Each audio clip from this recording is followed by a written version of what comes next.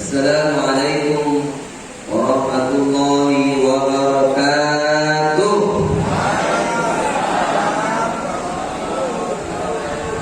Alhamdulillahi rabbil alamin. Wassalatu wassalamu ala asrafil anbiya'i wal mursalin, sayyidina wa nabiyina wa habibina wa syafi'ina wa zuhrina Muhammadin wa ala alihi wa sahbihi rasulillahi ajma'in. Asyhadu an la ilaha illallah wahdahu la syarika wa asyhadu anna Muhammadan abduhu wa rasuluh sallallahu alaihi wasallam la nabiyya ba'da. Subhanaka la ilma lana illa ma 'allamtana innaka antal alimul hakim. Rabbi shrah li sadri wa yassir li amri wahlul 'uqdatam min lisani yafqahu qawli. Bapak dan juga ibu, para orang tua kami Jamaah Masjid Raya Al-Furqan Yusuf 1 ya, ada permainnya ya, pandai makmurnya ya, yang dimuliakan Allah. Mari kita bersyukur kehadirat Allah Subhanahu wa taala, bersyukur dengan alhamdulillah. Dengan izinnya pada malam hari ini kita masih diberikan kesehatan, kesempatan untuk meningkatkan ibadah di bulan Ramadan. Berselawat buat Nabi Muhammad sallallahu alaihi wasallam. Allahumma shalli ala sayyidina Muhammad wa ala ali sayyidina Muhammad. Assalamu alayka ya Rasulullah. Mari kita mulai majelis ilmu ini dengan sama-sama membaca Bismillah. Bismillahirrahmanirrahim. Bapak Ibu orang tua kami yang dimuliakan Allah Subhanahu wa taala, kajian kita malam hari ini seputar aurat. Jadi kalau disebut dengan aurat ini yang paling rentan adalah ibu-ibu perempuan. Kalau aurat bapak-bapak ini mulai di bawah pusar dan batasnya lutut ke atas, itu aurat. Tapi bagian perempuannya kullu badan, semua badan itu aurat. Ila wajhi wa yadayhi, kecuali wajah dan telapak dan tangan. Kalau kaki aurat atau tidak? Nah, dibuka atau ditutup? Bu, kaki itu dibuka atau ditutup? Nah, tak ada jawab Pak. Maka dari itu Bapak Ibu orang tua kami yang dimuliakan Allah Subhanahu wa taala, di dalam Al-Qur'an Allah menegaskan melalui lisan Rasulullah Muhammad sallallahu alaihi wasallam, a'udzu billahi minasyaitonir rajim. Bismillahirrahmanirrahim. Ya ayyuhan nabi qul li azwajika wa banatika wa nisa'il mu'minin.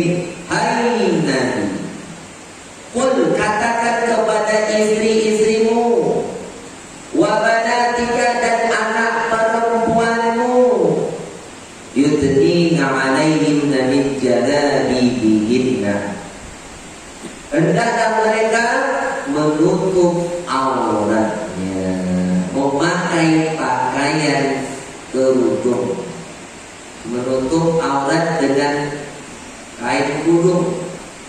Kain kudung itu bukan jilbab, pakaian yang lapang, yang tidak tembus pandang, yang menutup aurat. Itulah yang disebut dengan kain kudung. Sementara jilbab itu adalah yang ditutup sampai ke dada, itu wanita. Maka dari itu Bapak Ibu orang tua kami yang dimuliakan Allah Subhanahu wa taala, kalau seandainya keluarga kita tidak bisa menjaga itu, tidak menutup itu, Allah sudah tegaskan. Apa kata Allah? Ya ayyuhalladzina amanu qu anfusakum wa ahlikum nara. Hai orang yang beriman, peliharalah dirimu, keluargamu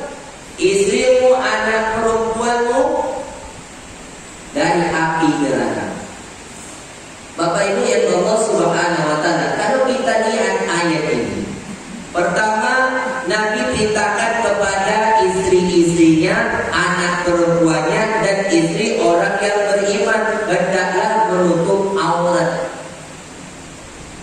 Dan juga diperintahkan kepada kita untuk menjaga diri keluarga kita dari api neraka. Karena barang siapa yang membuka auratnya, tempatnya adalah neraka.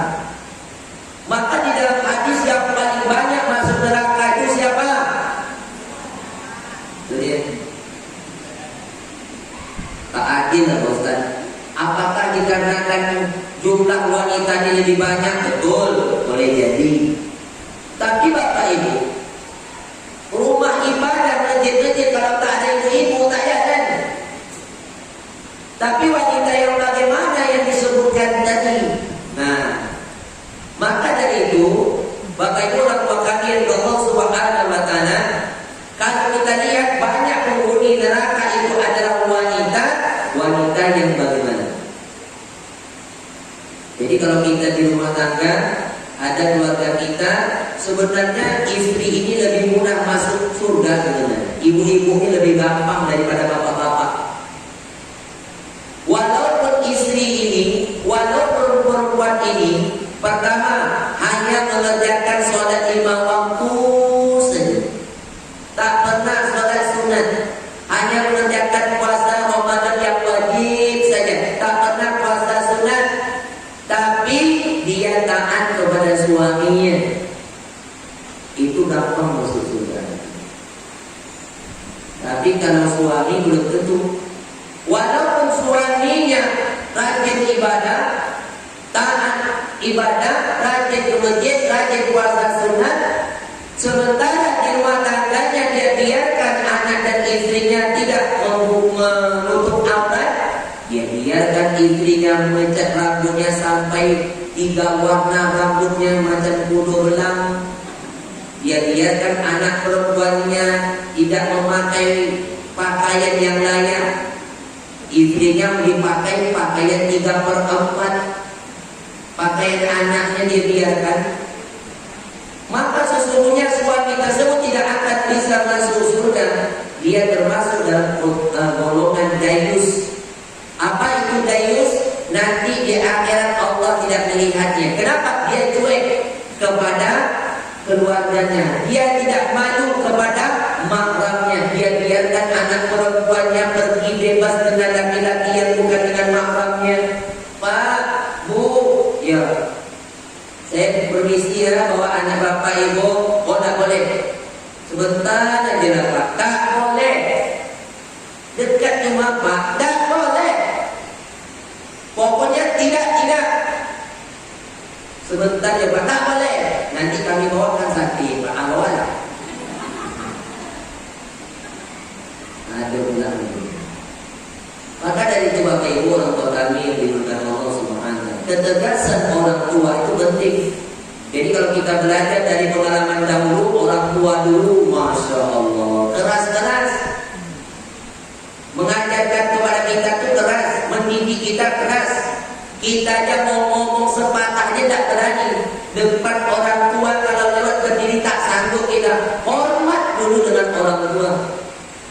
Kalau kita lihat merendah di depan orang tua. Kalau dia ngomong jangan kita melawan. Ketika dia berkata jangan kita keluar sepatah kata. Habis kita itu. Anak zaman sekarang luar biasa.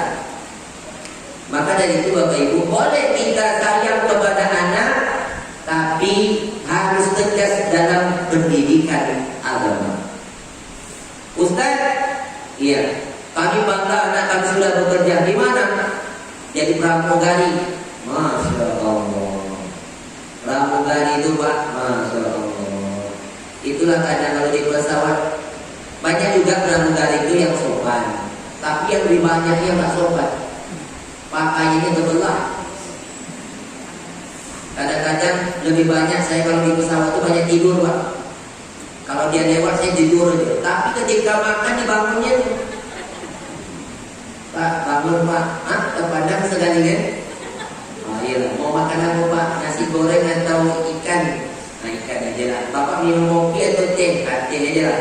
Makin banyak pertanyaannya Pak, makin hilang ayat ibadah.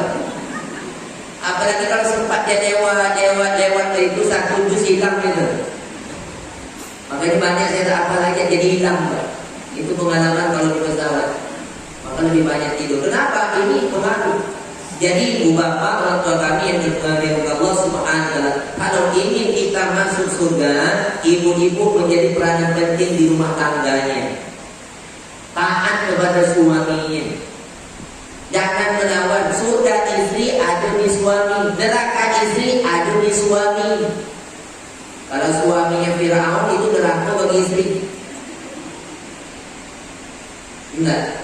Ibu, kalau kita lihat rumah tangga Rasulullah dengan Aisyah itu luar biasa. Sebelum Nabi kalau pergi keluar itu ditunggu di depan pintu. Supaya dapat salam, cium tangan dan cium kening, itu tanda kasih sayang suami kepada istri. Ketika suami dah lewat, tengok dari jauh sampai tak nampak, baru tutup pintu. Itu Aisyah. Bagaimana taat kepada suami. Kalau Aisyah zaman sekarang begitu juga.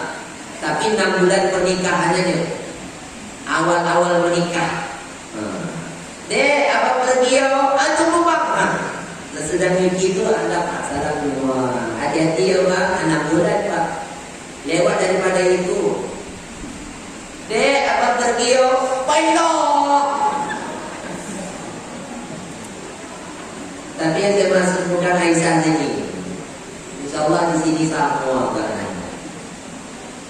Maka dari itu Bapak Ibu orang tua kami Allah Subhanahu wa taala, sekecil apapun yang ibu lakukan demi suami, sekecil apapun yang ibu persembahkan untuk suami, hanya mengambil air minum saja itu pahalanya luar biasa. Nabi pernah minum ambil air sendiri, nangis Aisyah. Begitu perhatiannya Aisyah kepada suami. Ya Rasulullah, mengapa kau ambil jatahku ya Rasulullah? Kenapa ambil air minum itu jatahku? Nangis Pak Aisyah itu. Tidak. Padahal Nabi cuma ambil air minum. Kalau kita sekarang suami pulang, dia bikinkan kopi. La ilaha illallah. Abang tak nampak itu megikom, ada dispenser, ada gulu. Tinggal pencet aja. Jadi besok yang pertama kali masuk surga itu dispenser. Maka Aisyah penasaran tanya kepada Nabi, ya Rasulullah, siapakah wanita pertama kali masuk surga? Dia berharap dia disebut. Oh, kata Rasulullah, bukan. Ada namanya seorang sahabat yang disebut oleh Nabi dia pertama kali masuk surga. Penasaran siapa nama wanita itu? Pergi Pak dia bertemu. Ketika dia bertamu rumah, Assalamualaikum. Waalaikumsalam. Siapa? Saya Ummul Mukminin. Oh, Masya Allah. Ditengoknya. Yang bersama kamu siapa? Dia adalah Hasan. Hasan? Iya. Aku mohon maaf, aku tak bisa membawamu tamu karena ada laki-laki. Tapi ini kan anak-anak. Aku tak berani. Itu kata wanita tersebut. Besoklah datang, aku akan minta suamiku dulu izin. Besok lagi datang Aisyah, bawa Husin juga. Katanya siapa yang bersama Hasan itu? Husin. Aku mohon maaf tak bisa mempersilakan engkau masuk karena aku belum dapat izin dari suamiku. Masya Allah. Maka ketika yang besoknya, besok aja lah datang. Ketika besok datang, apa yang menyebabkan dia masuk surga Bapak Ibu? Ditengoknya rumahnya sederhana, tapi ketika dia persiapkan makanan untuk suaminya, di situ ada kain gelap, di situ ada kipas, di situ ada rotan. Ditanya, engkau mempersiapkan makanan untuk suamimu ini untuk apa nih? Kipas ini kalau suamiku makan panas, aku kipaskan. Kalau dia berkeringat, aku lelapkan. Kalau kurang asin, ini rotan pukul. Coba orang zaman sekarang, ibu-ibu masak kelebihan garam coba. Siapa masak nih? Kalau orang Melayu Pak, kalau asin itu nak berarti. Ngerti? Itu bahasa. Tidak. Maka kalau kita lihat bapak ibu rumah tangga yang harmoni itu saling kasih dan sayang. Waktu tinggal 1 menit. Jadi kasih kesempatan 20 menit. Suami balik dari kerja capek, dek, apa bang? Bikinkan masakan yang cepat instan lah. Indomie bang, oke. Rupanya pak termasuk dalam 3 sendok. Sekali dia makan baca bismillah, terasulah asin. Senyum suami dulu. Akhirnya dipanggil, dek, ada bang, sini dulu. Kenapa bang? Abang ingin kita makan sama-sama deh. Abang aja nak makan, tadi tak kenyang. Tapi abang pengen, so sweet. Iyalah bang, adik temannya. Habis abang yang buatkan adiknya, romantis betul abang adik. Iyalah. Sekali masuk ke mulut adiknya, menangis pak istrinya. Apa kata istrinya? Minta maaf, aku tak sengaja abang membuat abang marah. Tak apa-apa, tak apa-apa. Coba kalau gitu, kalau sobat asin macam itu, mengamuk-ngamuk. Nih, maka kalau kita mau menjaga rumah tangga kita dengan baik, maka hormatilah suami. Tak boleh bergimik tanpa minta izin terlebih dahulu. Walaupun orang tua kita sakit, walaupun darurat harus minta izin terlebih dahulu. Kalau dulu pernah sampai orang tuanya meninggal dia tak dapat izin, tak boleh pergi. Kenapa? Harus ada ridho dari suami.